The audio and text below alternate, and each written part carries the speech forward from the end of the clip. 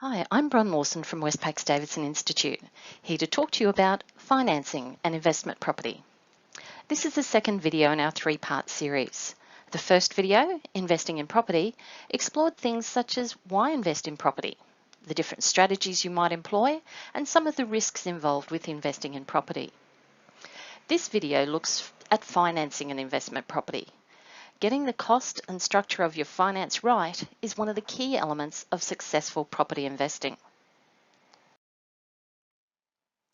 One of the keys to successful investing lies in understanding what you're looking to achieve from the investment, or what your strategy is. Are you looking for capital growth, cash flow, or a combination of the two? This strategy will have a big influence on how you finance an investment property, and will help answer questions such as how much finance, what type of finance, and so on. So in terms of financing an investment property, we're going to start here by firstly looking at how much money is required and then consider where it will come from. Firstly, of course, there's the price that we pay for the property.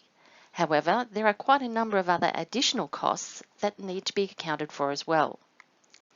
Then in terms of where the money will come from, we have a couple of sources. You will need to have your own savings or contribution, and for most people, they will require a home loan. Now the purchase price is fairly self-explanatory, but let's have a look at what some of these other costs are.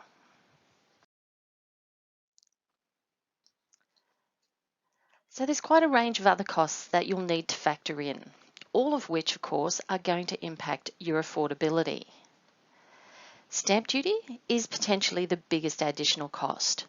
Stamp duty is collected by state governments and is calculated based on the purchase price of the property. The rate differs from state to state.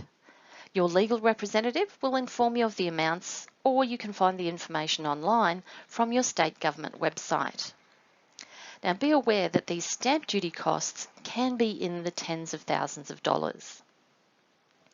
Other government fees include registration fees for changes to the land titles register, and again these will differ from state to state, but your legal rep or your financier will be able to provide you with the specific information. Your solicitor or conveyancer will charge for their time and recover any costs they incur, such as property searches. It's advisable to have at least a building inspection, if not a pest inspection as well. And of course the relevant inspectors will charge for their services. Your financier may have a loan application fee, and you may require lender's mortgage insurance or LMI. It's also very important that when you sign a contract on the property, you insure the property. As soon as you've signed the contract, you can potentially suffer financial loss should something happen to that property. So don't wait until you settle, insure immediately. Then you may have some renovations or improvements you wish to make prior to getting a tenant in the property. Take care that any improvements you do are actually improving your yield from that property as well. Now, I highly recommend researching each of these costs and factoring them into your planning. Next, we'll have a look at your contribution, which can come from a number of sources. To illustrate, we're going to have a look at an example of purchasing a property worth $540,000. Now, lenders will generally lend up to 80% of the market value of the property, meaning that the purchaser needs to contribute at least 20% plus cover the upfront costs we just looked at. So in this scenario, it means that the lender could lend up to $432,000 based on the property value, and the purchaser needs to provide a deposit of $108,000, plus cover any upfront costs that we've estimated in this case to be roughly $22,000, meaning that the total contribution from the purchaser would be $130,000. Now, saving that deposit is often one of the biggest challenges for any intending home buyer. Now, the good news is there's some alternatives that you may be able to use. Now, if you're already paying off another home, you could potentially use the equity you've built up in an existing property as an alternative to a cash deposit. So let's say you have an existing property worth $500,000. Applying the lending value ratio of 80% means that the property has a lending value of $400,000. The difference between the lending value and the existing loan balance is your equity. So let's say in this case, the existing loan has a balance of $290,000, leaving equity of $110,000. That could be used in lieu of a cash deposit to purchase an investment property. This works by linking the security, so that is your mortgage over the property, to the new home loan as well. Another alternative is to use lender's mortgage insurance, or LMI. LMI is used where less than 20% of the value of the property being purchased is available as a deposit. It's an insurance that covers the lender in the event of a loan default by the borrower. The cost of that insurance, though, is borne by the borrower. So, why would I pay for insurance to the bank, you might ask? Well, there's a couple of good reasons why you might choose to have a smaller deposit and incur the LMI cost. Firstly, it can help new investors get into the market with a lower deposit. Relating this back to the example we've been looking at, let's say you've only been able to save a deposit of $54,000. Either you would only be able to purchase an inferior property worth $270,000, or using LMI, the financier may be able to lend to a higher percentage value of the property value. Now this of course is dependent on you being able to afford the higher loan repayments as well.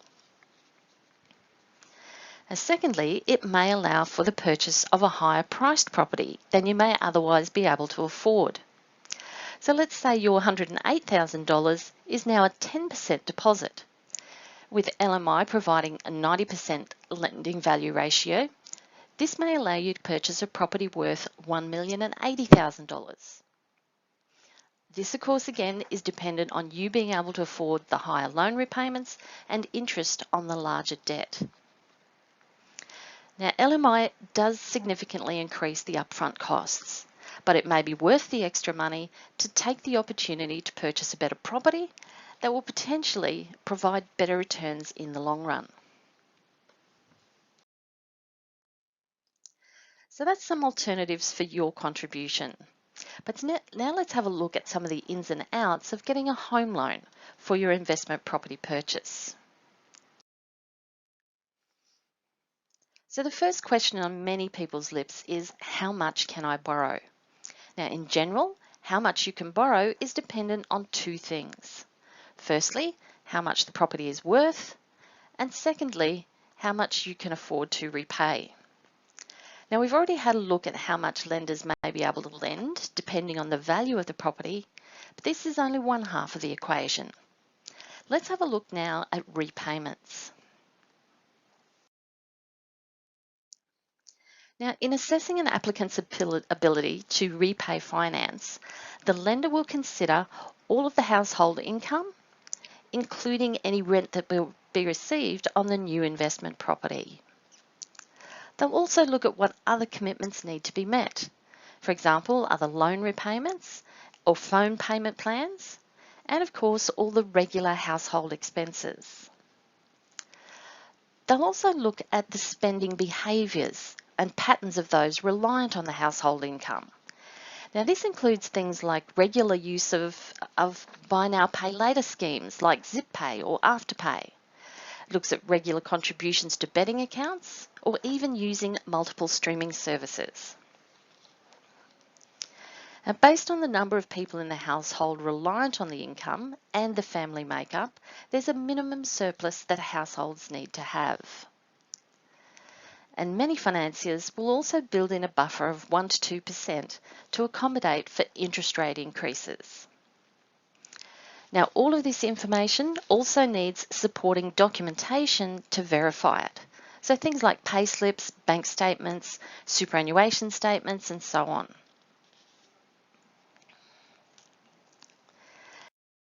Now this brings us to the next question of affordability, around how the loan repayments will be structured. Now there are two common repayment structures. Firstly, principal, interest and fees, or PIF. It's probably the one most people are familiar with. This type of repayment includes a reduction to the principal amount of the loan, as well as covering accrued interest and fees. By reducing the principal amount of the loan, assuming that the property value doesn't decrease, then equity in the property is increased. So this type of repayment structure supports a long-term strategy to grow equity. Now, PIF repayments are often structured on a monthly basis. However, equity can be improved more quickly by making the repayments on a fortnightly or weekly basis. Because the loan principal is being decreased sooner, less interest accrues. Now, over time, this can make a significant difference. There are a number of online calculators available that can calculate the savings for you. And we're going to have a look at that in the next video, where we're looking at maximising returns on our investment property.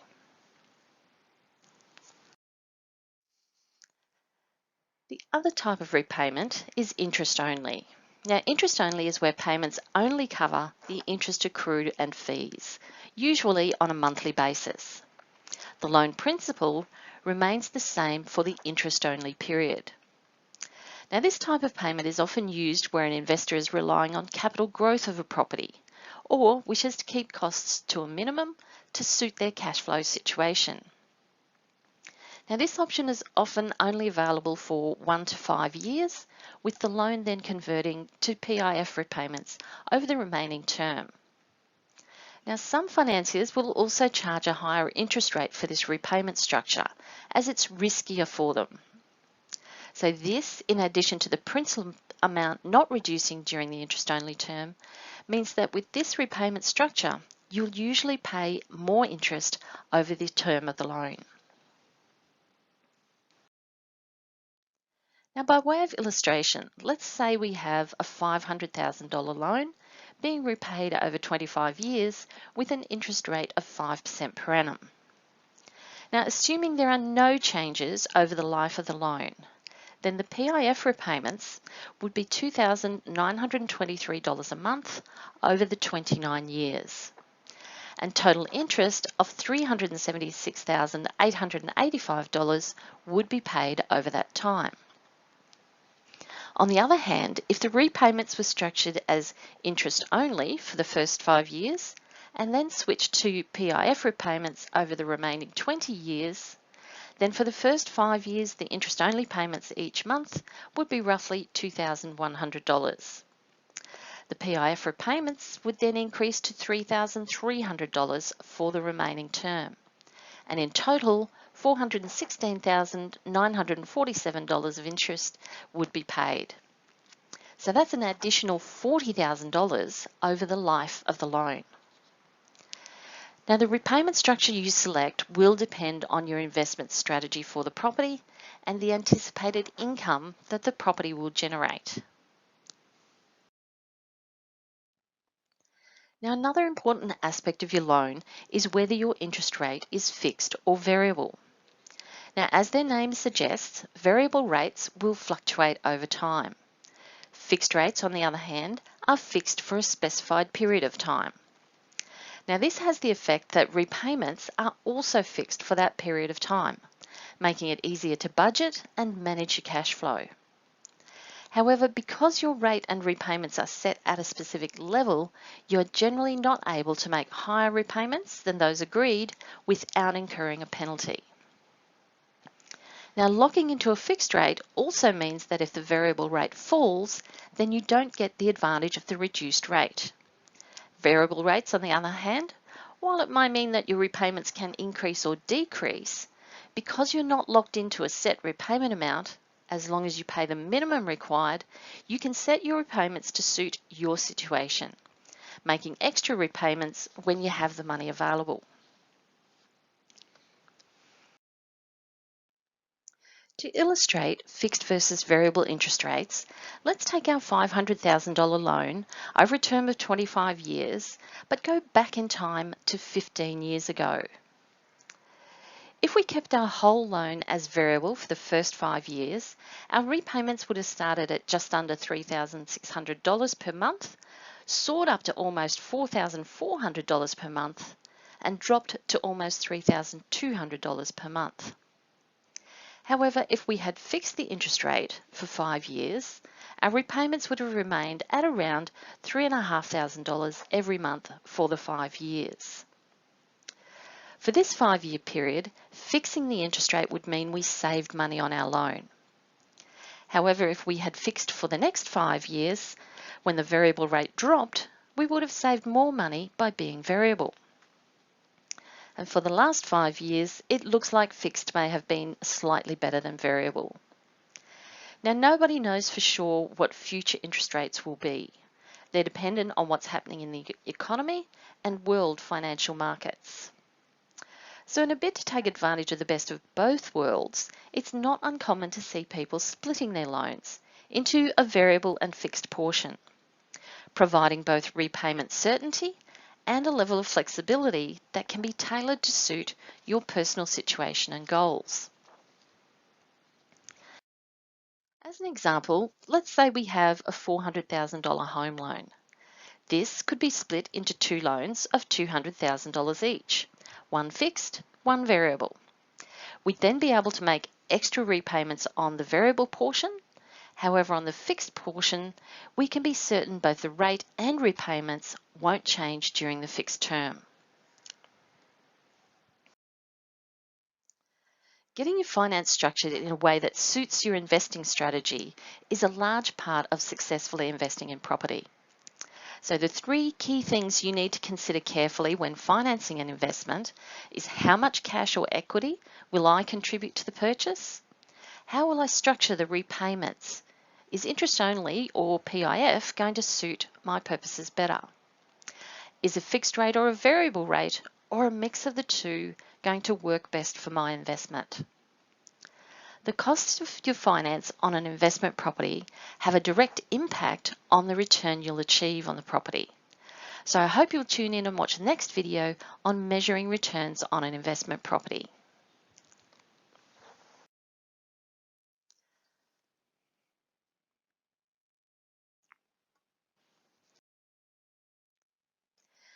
Thank you for watching our video on financing an investment property.